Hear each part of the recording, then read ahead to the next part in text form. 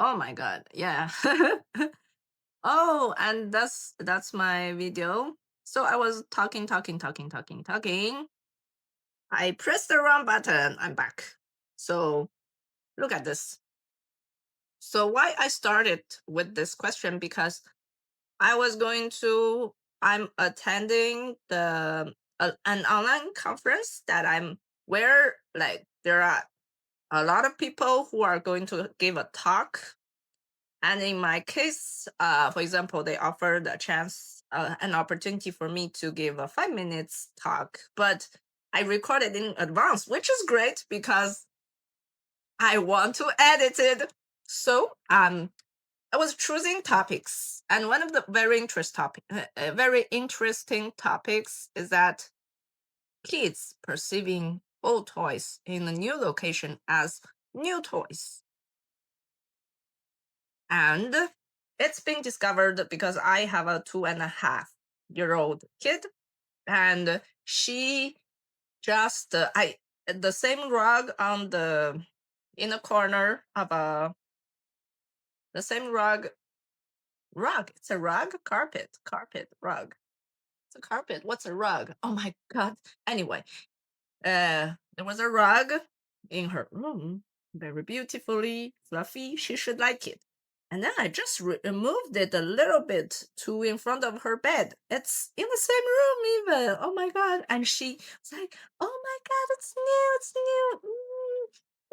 Like, oh my god, I was so surprised because I've heard that if you move a toy from this room to that room, it makes a difference. But yeah, because her daycare teacher told me about it. It's like it's a great thing to do. And then I was so surprised, and then I was like, yeah, it makes sense. Even like this in adults, I chat quite some time with ChatGPT about this, and it's like ChatGPT said number one thing is kids perceiving the world. It's not because their brains are not highly developed like adults, so they cannot distinguish toys in different locations. Like they cannot, they recognize toy plus location is a toy. So if you change a place of a toy, it's a new toy for them. So I'm re-asking this question here. Last time you told me about a kid perceiving old toys in a new location as new toys. It's because kids perceiving what? Explain in detail. And here you get the answers. They're perceiving contextual novelty, a new episode, not a new object. So there's context binding thing, even boundaries, a change of location creates a mental chapter break. It's so funny. Young kids bind objects tightly to the place they see them. It's memory. It's not just the red truck, it's the red truck on the living room rug. Move that truck to a balcony and oh, memory cue. Living room no longer fits, so it feels refreshed. Habituation resets. Kids get bored. Yeah, I think adults too, to repeated stimuli. Changing the setting dishabituates them. There's also pattern separation, hippocampus. And that I'm really intrigued about this because pattern, when we talk about patterns, it's everybody has patterns and it's important to recognize it. And I began to really note my patterns since a few months. Oh, actually, 1.5 months. Why? Because I joined Rosalba's community 1.5 months ago, and I was in a free coffee chat. It's not you have to enter her community to have to chat with her. In a free chat, we discovered our own pattern. Like everybody talked about their own patterns. Like I am a morning person, so I better like start working at 8 a.m. And then I said I'm a even in person. And I'm like a squirrel. I do one thing and I forgot another thing I just started 10 minutes ago. So these are all patterns, and how you can fix it is also another pattern that you need to develop. And I was like, oh my God, wow. And then we also discussed about how we can handle it. For example, Rosalba said she would use like old school books, old school notebooks. It's very efficient. And on the contrary, I'm always opposite to others. I'm a night person, and I like using notebooks, but they will be discarded right away because there are papers everywhere. I just want to throw them. Like if I write this right, I'd better write them down on at the end of the day. What's noted is in my screen in my phone. So I began to develop my new patterns. I actually started to have, as you can see, see. So in the notes, I've got one, two, three, all the pinned notes. There's now and today, which is to-do list, and it's always changing because you see this. Oh my God, I need to do that right away. Oh, I also have that to fix, even though I have something important coming up as well. So then you at least I reorganize them just by taking the notes. And some people, they are like, oh, I'm done with this and I do this and that's good. And I'm not like that. Um, when I do a scratch, when I do a strike through on the paper, it's so distractive for me. And I will always tend to look at it when I'm viewing what to do next. So I just to put everything in my phone because I won't throw my phone. So I when I finish one thing, I delete it and it won't distract me anymore. And it's the most time efficient thing. But then I found another pattern of mine is to that I always put my cell phone somewhere, and sometimes, just after that coffee chat happened, the next week I lost my phone. And I was in downtown, and I live in another small city nearby the downtown, but I need to drive. And I'm still relative new to this road, even though it's quite straightforward to drive. But I'm like, I won't even be able to come back to the city. I won't be able to come back home, and I need to pick up my kid. I won't recognize the road. I will have to go around and go around until I recognize after 10 times of roundings. So I went back to find my phone. Unfortunately, someone handed in to the security, and I finally found it. But then I just, I've got, but it's before that. I've got a note that's called my bad patterns because I need to note them. And inside one of my bad patterns, where is it?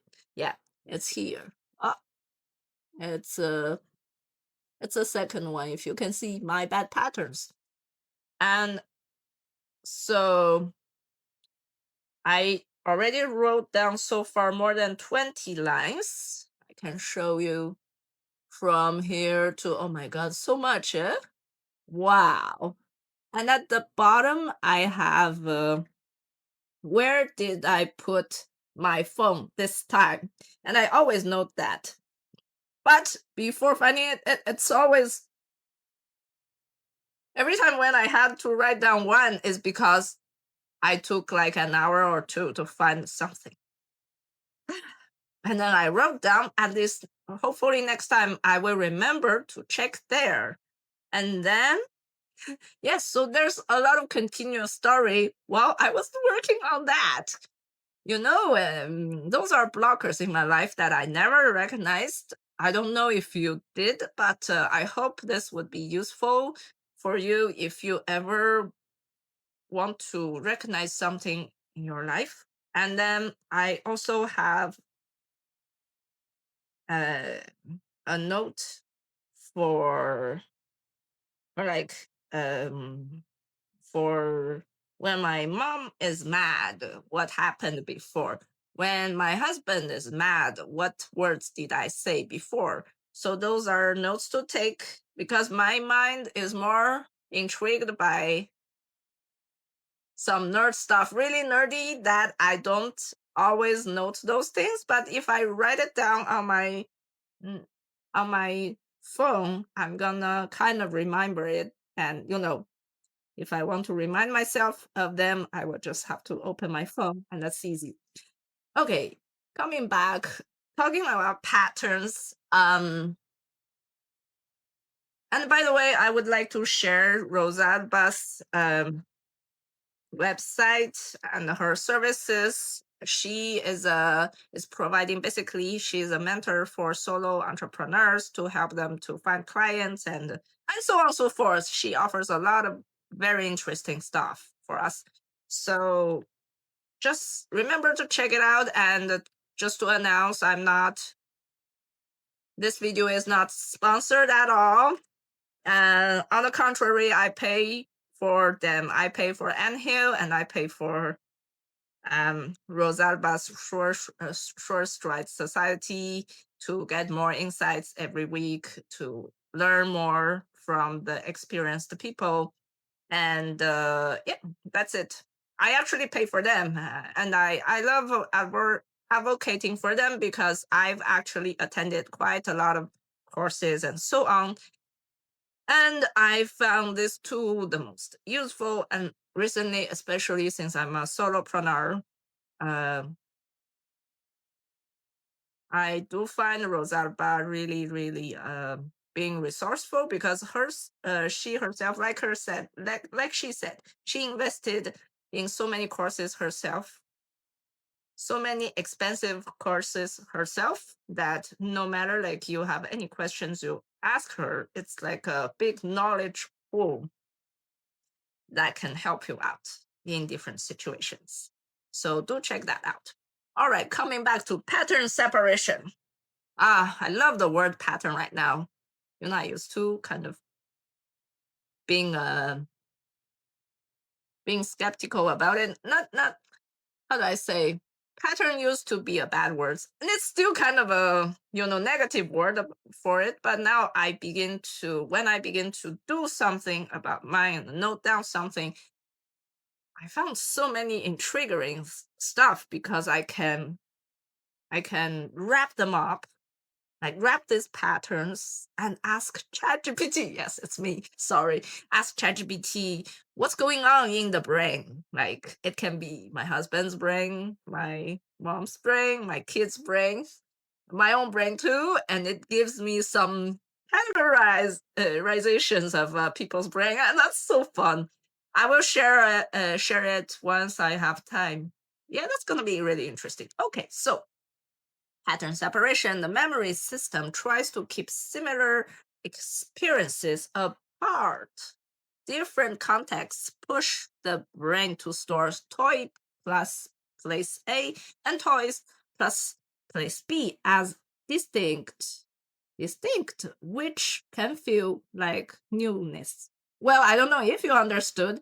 I mean, okay, so basically it's saying that one part of the brain, I guess, hippocampus, which is the memory system that is doing something, that is distinguish those situations. Okay.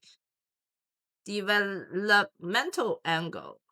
Preschoolers rely more on contextual cues than older kids, adults, as prefrontal hippocampal circuits mature, they get better at recognizing same object different place. So right now, she really cannot do that. All right, how to use the superpower? Rotate toys by location. Create themed zones. Oh wow, that's interesting. Create themed zones. Fast toys becomes a kitchen sink explorer. blocks, move to hallway construction site. Yeah, I can totally move her blocks to downstairs while she's playing. Yeah, I'm gonna do that. She's gonna be like, oh, new toy. My God. I'm so tired looking at those toys every day. Okay, box rotate. Store a few favorites, reintroduce them in a different room. Yeah, that's great. And especially now I've got different colors of background. I can even help explore that with her. Like today, let's do green. Tomorrow, let's do red. Oh my God, that's gonna be fun. All right. All right, what did I do after those? Oh, okay. So yeah, because then I did a new prompt which is irrelevant to what I was showing there. So where is it? Ah, yeah. Now I'm wondering, what do kids feel if ever same music gets a remix? She loves the music, but we remix it with a new beat. Actually, it's gonna be a good, interesting way to redo. Actually, that actually inspires me a lot because that's why a lot of kids' music are the same. They change the lyrics, they do a little bit of a different, and that my kid just loves them, and I'm like, oh my God, again.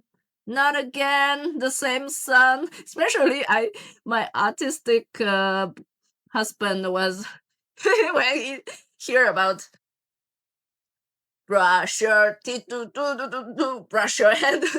That's basically from Baby Shark, and monkey bananas. Oh my gosh. He's like, are you beeping for real? I heard him yell it out. It's like, why?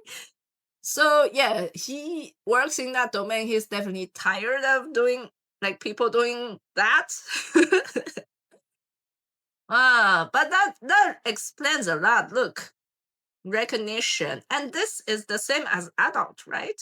So that's why next the prompt I said it's exactly as the same as the adults, right? Surprise! Wait, that's different. And cognitive blending, familiar plus novel is equal to peak engagement. So that's actually also a type of adult learning principle.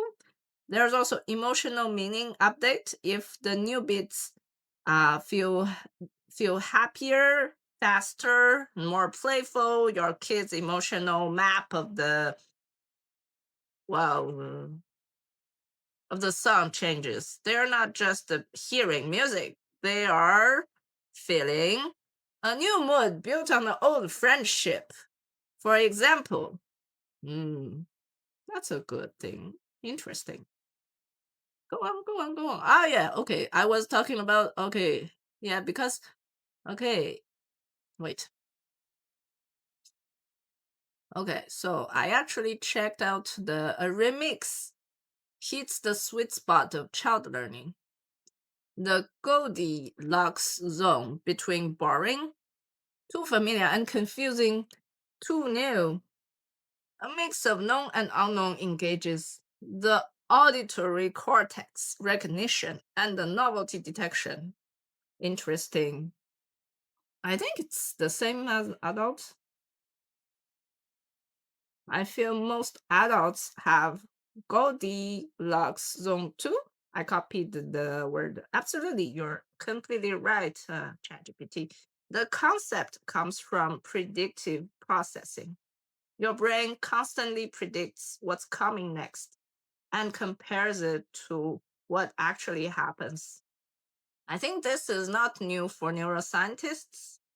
Um, this is definitely a very important concept or a trick. So, this is actually another topic. It's not related to what I wanted to talk about.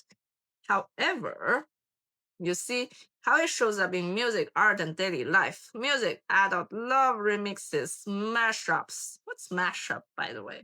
Let me check what's mashup on my phone. So, ChatGPT, what's a mashup? Yeah, that's why I also likes watching dance covers. I really love watching different dance covers. Of recently look at the Contrix. Oh my gosh. And the dance covers are so good. A mashup is something created by combining elements from different sources to make something new. Actually, I think I think a lot of recreation is doing that. Mashup. No, I know it's the word is mashup. Okay, a mashup mixes two or more sounds together, for example, combining the vocals of one song with the other instrumental of another. Oh, okay, yeah. Oh, that's a good search, actually. I'm gonna save it, and talk about it another day. So I have another note, for which is for important searches. Whenever I think this is so interesting, yeah, don't rely on, because mm, in my experience and in my course, I always recommend people opening new tabs when they need to explore new things, because old memories sometimes affect things. So usually I've got so many like new tabs there. So what I just searched would disappear right away. And it takes you time, even if you can search it within the chats. But whatever, I always I always save the link so you can check it out later. But yeah. Okay, a mashup video might blend scenes or audio from different movies, shows, or YouTube clips to tell a new story or make a parody. Oh, yeah, that makes sense. Web tech. In a web development, a mashup app combines data or services from multiple sources like Google Maps plus Yelp reviews to create a new tool. Yeah, that's how a lot of AI tools are created. But to be honest, a lot of needs can be easily met by ChatGPT. When you use them, you found their, at least for me, the email detection tools. Oh my god. I'll have another episode to chat about it. Yeah, I think I already recorded it, but I didn't show my face or something like that. Whatever, I will show you. So culture art. More broadly, a mashup can be any creative mix. For instance, blending anime visuals with classical music or merging two fictional universes. Oh, that's cool. Yeah. So actually, these days I'm also developing an art project. I really want to do it for a while. It's, I'll show you another day. And when I came here, I remember that topic. Yeah. And I think I will change I will talk about this in the conference, because this is currently what I really want to explore, which is how to do jokes. I know, but it's the same principle. A joke has its structure, and I'm definitely new to it because I'm not good at it. But my husband is a professional who does jokes every day when he sees me, and I'm laughing all the time. And we are together for 6 years. Oh my god, it's gonna get seven soon. Huh? Oh my god. And and the thing is, I still feel new, and he feels new too, and that's interesting. But because I don't know, he always offers something new for me, but I don't always offer something new to him. So forget about that part. So how does he offer something new to me all the time? Because he always do jokes, and when he does joke, it's always funny, and I don't know where it came from. And he told me, actually, surprisingly, he said, "It's always the same joke. I'm so thrilled that you have been laughing at the same joke for 6 years." I'm like, "What? The same joke?" And he's like, "Yeah, it's the same joke. You didn't discover?" And I'm like, "No, just now you said that, and now you said that." And he's like, "Yeah, yeah, yeah. Okay, it's the same joke but different premises. I changed premises." I was like, "Exactly." I still don't know how it works, so that's why I'm gonna explore it in the next episode.